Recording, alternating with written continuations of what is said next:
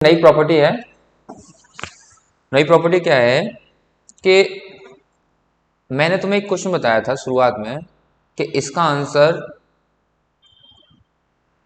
Integration करो। छुड़वा दिया था ना, छुड़ाया था ना, छुड़वाया था। हाँ, अब हम क्या करेंगे, अगर इसकी डेफिनेट इंटीग्रेशन में π/2 से लेके π/2 लिमिट हो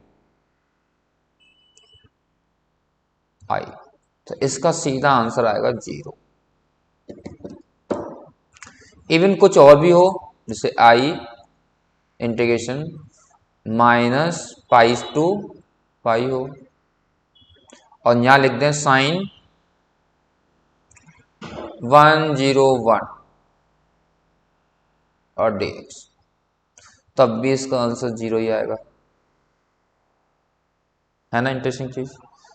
अगर इंटीग्रेशन -4 से लेके +4 हो और यहां लिखा हो x⁻729 और dx, तब भी इसका आंसर 0 ही आएगा। क्या समझ आ रही तुम्हें? अभी समझ नहीं आएगी, आएगी हैं? आएगी समझ में। अगर लिमिट -1 से लेके 1 लिखी हुई है और यहाँ लिखा हुआ है x⁻7 और cos x, cos x मत डालो, e⁻x डालो, नहीं e⁻x भी मत डालो, चलो cos x लिखिए dx, ठीक है। तब इसका आंसर भी 0 ही आएगा, ठीक है ना। इसका आंसर भी 0 ही आएगा। कोई दिक्कत है? दिक्कत तो है। कैसे हो रहा है ये, कैसे पहचानेंगे 0 आएगा कि नहीं आएगा? लिमिट सेम कहाँ है? प्लस माइनस के। अच्छा सुनो, यहां से कुछ बेसिक बातें समझते हैं जो थ्योरी में है हमारी। अगर हमारा इंटीग्रेशन -a से a में लिखा हुआ है और fx है यहाँ, इसका आंसर 0 आएगा कब? जब fx क्या होगा, इज ऑड फंक्शन।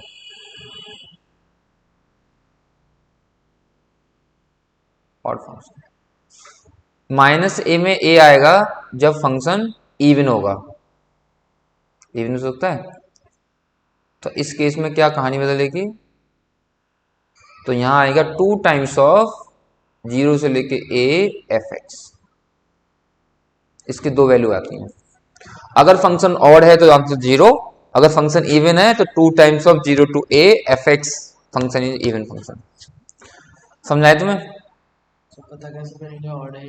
अरे वाह, वेरी गुड क्वेश्चन। अब पता कैसे लगेंगे?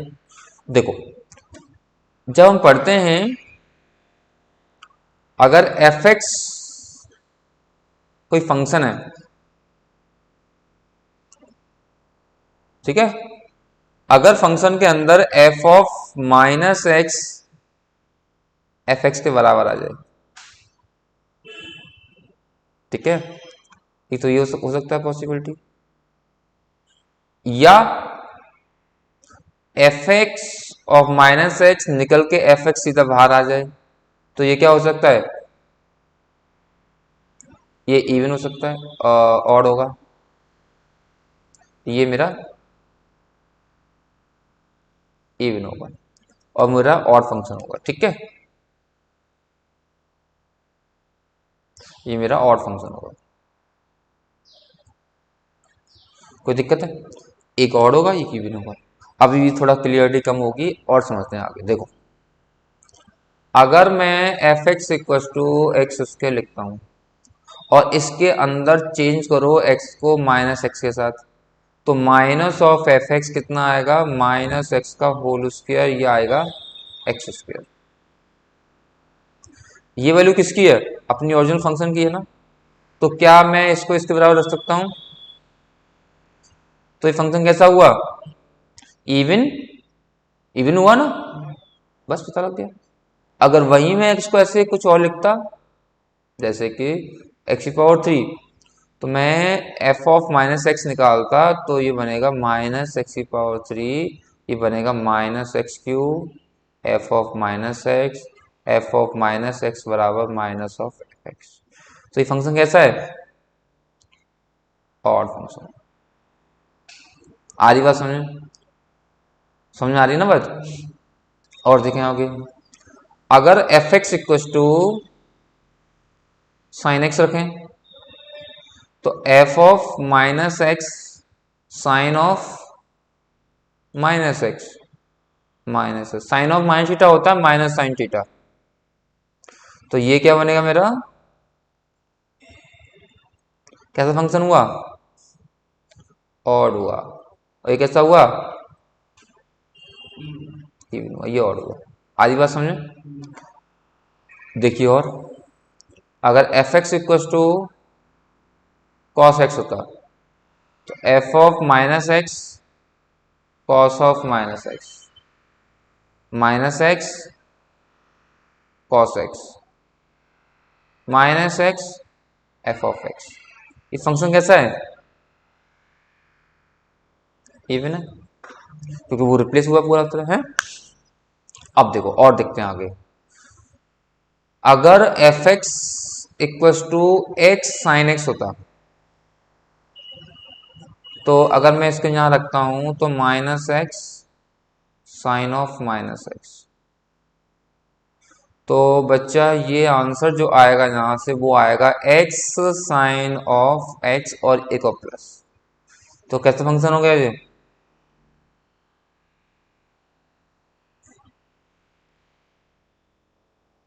भी हो गया। ये बात यही थोड़ा और आगे लेके चलते हैं इसको, एक्स कॉस एक्स। आ रही बात समझ? अब मैं यहां लिखता हूं माइनस एक्स रखेंगे minus X cos of minus X. तो बेटा ये कितना आएगा यहां से? X cos x. ठीक है, एक्स कॉस एक्स आ गया। ठीक है, ये वैल्यू किसकी है?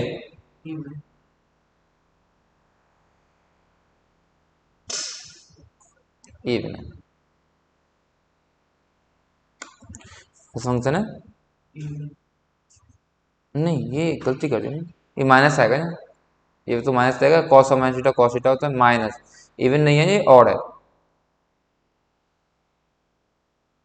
ठीक है, बात समझ आ गई तुम्हें? अच्छा, क्या सारे फंक्शन इवन ऑड होते हैं? तो आंसर होगा नो, ऐसा नहीं होता। सारे फंक्शन इवन ऑड नहीं होते। तो फिर कौन से फंक्शन होते हैं वो हम देख लेते हैं। जैसे कि एफ एक्स इक्व टू मैं कहूं एक्स उसके प्लस टू। नहीं, ये मत करो, चलो ये तो करके देख लेते हैं इसको। माइनस एक्स किया तो मैंने किया माइनस एक्स का होल स्क्वायर प्लस टू। तो कितना आया आंसर जी? तो ये किसकी वैल्यू है? ये वैल्यू की क्या फंक्शन कहलाएगा? अगर वहीं अगर हम इसको ऐसे लिखते, पावर ऑड करते, तो ये मेरा कितना आता? माइनस एक्स क्यू का होल टू माइनस एक्स कितना आता? X Q plus two. ठीक है, ये माइनस बाहर निकल आता ना क्यू में। क्या इस माइनस को मैं बाहर ले सकता हूं पूरा? क्या पॉसिबिलिटी है ऐसा? हाँ, ले तो सकते हैं। क्या ये फंक्शन अपने आप को ओरिजिन को रिप्लेस कर रहा है? नहीं ना। क्या मैं इसको ही लिख सकता हूं क्या? क्या ये वैल्यू फंक्शन की है क्या? नहीं, तो हम ये लिख ही नहीं सकते। तो ये फंक्शन जो होंगे ऐसे, इनको हम क्या बोलेंगे? Neither even, N E I, neither N E I, neither even nor odd function. आगे बात समझे? बताओ क्लियर, कोई दिक्कत है तो तुम्हें? नहीं ना। इतना समझने के बाद हम क्वेश्चन पहचान लिया करेंगे कि इवन है ऑड है, आंसर लिख दिया करेंगे उसका। ठीक है ना। आगे चलें, क्वेश्चन करते हैं। जैसे कि F X equal to minus four to four और X power seven sine X. नहीं, एक्स की पावर 7 मत करो, एक्स की पावर 72 करो और साइन एक्स का dx। ठीक है, अब चेक करो क्या ये फंक्शन इवन है और है, क्योंकि -4 से 4 जा रहा है, जब -4 से 4 जाएगा तो चेक कर लो एफ एक्स इक्वल टू क्या है, ये फंक्शन नहीं है। आइए, एक्स की power 72 sine x F of minus x